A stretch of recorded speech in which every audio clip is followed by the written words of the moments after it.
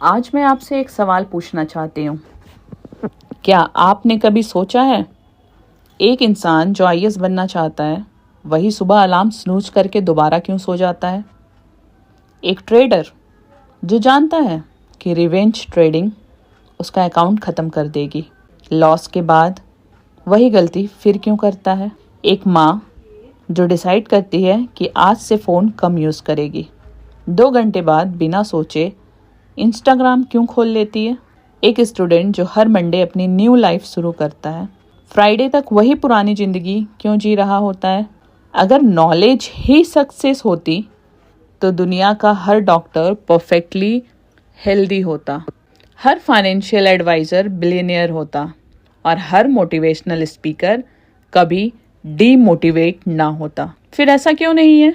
शायद problem knowledge की नहीं है, शायद प्रॉब्लम हमारे दिमाग के ऑपरेटिंग सिस्टम की है। मैं आपको एक कहानी सुनाना चाहती हूँ। एक आदमी था, हर रात वो खुद से एक ही प्रॉमिस करता था, कल से मेरी ज़िंदगी बदल जाएगी, कल से एक्सरसाइज, कल से पढ़ाई, कल से सेविंग, कल से फ़ोन कम, कल से गुस्सा कम, कल से डिसिप्लिन। लेकिन हर सुबह उसका कल आज बनते ही टूट जाता था। साल बीत गए, प्रॉमिस बदलते रहे, डायरी बदलती रही, कैलेंडर बदलते रहे, लेकिन उसकी ज़िंदगी नहीं बदली। एक दिन उसने सोचा, शायद मैं वीक हूँ। और वही गलती हम सब करते हैं। जब हम बदल नहीं पाते, हम अपने कैरेक्टर को ब्लेम कर देते हैं। हम कहते हैं, मेरे अंदर डिसिप्लिन नहीं है, मेरी विल पावर वीक है, मैं कभी सक्सेसफुल नहीं हो सकता।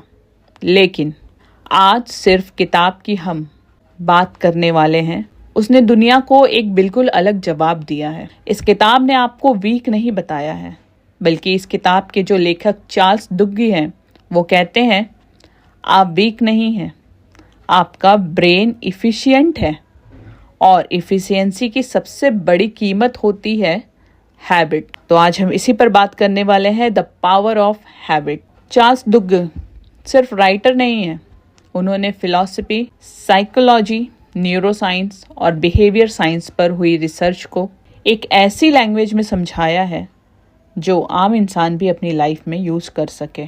इस किताब का सबसे बड़ा क्लेम बहुत बोल्ड है। ये किताब कहती है, अगर तुम अपनी हैबिट समझ गए तो तुम अपनी आइडेंटिटी बदल सकते हो। ध्यान दीजिए, गोल चेंज नहीं, शेड्यूल चेंज नहीं, आइडेंटिटी चेंज। और दुनिया में इससे पावरफुल बात शायद ही कोई हो, क्योंकि हर इंसान 2 जिंदगियां जीता है। एक जो वो कॉन्शियसली प्लान करता है और दूसरी जो उसकी हैबिट ऑटोमेटिकली चल रही होती है। और हैरानी की बात ये है, ज़्यादातर लोग दूसरी वाली ज़िंदगी जी रहे होते हैं। उन्हें लगता है कि वो डिसीज़न ले रहे हैं, जबकि असल में उनकी पुरानी हैबिट डिसीजन ले रही होती है। सोचिए, अगर मैं आपसे पूछूं, सुबह उठते ही सबसे पहला काम क्या करते हो? शायद आप कहोगे, फ़ोन देखते हैं। लेकिन सवाल ये नहीं है, सवाल है क्यों? किसने डिसाइड किया कि आँख खुलते ही फ़ोन उठाना है? आपने या आपके ब्रेन ने? इसी जगह से किताब का सबसे डेंजरस कॉन्सेप्ट शुरू होता है। चार्ल्स डुग्गी कहते हैं, एक वक्त के बाद ब्रेन हर उस काम को ऑटोमेट कर देता है जो बार बार रिपीट होता है। ये बुरी बात नहीं है। अगर ऐसा ना होता तो हर सुबह हमें ये भी सोचना पड़ता, ब्रश कैसे करते हैं, शूज लेस कैसे बांधते हैं, कार कैसे चलाते हैं। ब्रेन एनर्जी बचाता है और इसी वजह से हैबिट बनती है। लेकिन यही एक छुपी हुई ट्रेजेडी भी है। ब्रेन को फर्क नहीं पड़ता हैबिट अच्छी है या बुरी, उसे सिर्फ रिपीटेशन चाहिए। इसलिए जो ब्रेन आपको पियानो बजाना सिखा सकता है, वही ब्रेन आपको फ़ोन एडिक्शन भी सिखा सकता है। जो ब्रेन ओलंपिक चैंपियन बना सकता है, वही ब्रेन गैम्बलिंग और इम्पल्सिव ट्रेडिंग की आदत भी बना सकता है। ब्रेन मोरल जज नहीं है, ब्रेन एक इफ़िशिएंट मशीन है और मशीन वही रिपीट करती है जो उसे बार बार सिखाया जाता है। इस वीडियो को देखते वक्त मैं चाहती हूँ आप किसी और के बारे में ना सोचें, अपने बारे में सोचिए। कौन सी एक हैबिट है जो आपकी लाइफ का स्टीयरिंग व्हील पकड़कर बैठी हुई है?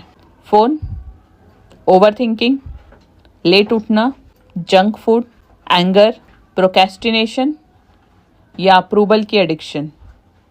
याद रखिए, हमारी ज़िंदगी एक दिन के डिसीजन से नहीं बनती या बदलती, वो हजारों छोटी हैबिट से बनती है जो इतनी नॉर्मल लगने लगती है कि हम उनका एहसास भी नहीं कर पाते।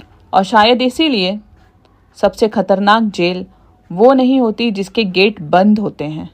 सबसे खतरनाक जेल वो होती है जिसमें कैद इंसान को पता ही नहीं होता कि वो कैद है। और अगर मैं आपसे कहूँ कि हर बुरी हैबिट के पीछे सिर्फ 3 इनविजिबल स्टेप का एक पैटर्न छुपा होता है, और अगर आप उस 3 स्टेप को समझ गए तो बिना मोटिवेशन के भी अपनी लाइफ बदलना शुरू कर सकते हैं। अगले पार्ट में हम जानेंगे द हैबिट लूप, वो 3 हैबिट, वो डिस्कवरी जिसने बिहेवियर साइंस की डायरेक्शन ही बदल दी। और हो सकता है इसके बाद आप अपनी हर बुरी आदत को एक बिल्कुल नए नज़रिए से देखना शुरू कर देंगे। अगर मैं आपसे पूछूं आपकी सबसे बुरी हैबिट क्या है? फ़ोन एडिक्शन, लेट उठना, प्रोक्रेस्टिनेशन, ओवरथिंकिंग, गुस्सा, जंक फूड, या फिर हर बार कल से शुरू करूँगा? अब एक और सवाल, क्या यह हैबिट एक दिन में बनती है? नहीं। फिर एक सवाल, अगर ये एक दिन में नहीं बनी तो क्या ये एक दिन में टूट सकती है? नहीं। और यही इंसान अपनी सबसे बड़ी गलती करता है। हम 10 साल पुरानी हैबिट को 10 मिनट की मोटिवेशन से तोड़ना चाहते हैं, और जब नहीं तोड़ पाते तो खुद को ब्लेम कर देते हैं। लेकिन चार्ल्स डुक कहते हैं, तुम्हारी प्रॉब्लम विल पावर नहीं है, तुम्हारी प्रॉब्लम है कि तुमने अपने ब्रेन के सॉफ्टवेयर को कभी समझा ही नहीं। सोचो, अगर हर सुबह तुम्हें दोबारा चलना सीखना पड़े, ब्रश करना सीखना पड़े, कपड़े पहनना सीखना पड़े, कार चलाना सीखना पड़े, तो तुम्हारा आधा दिन सिर्फ बेसिक काम करने में निकल जाएगा।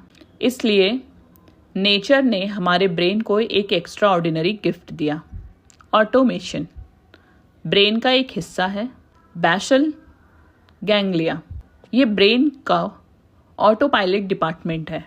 जब कोई काम बार बार रिपीट होता है, ब्रेन यूज़ करता है शॉर्टकट।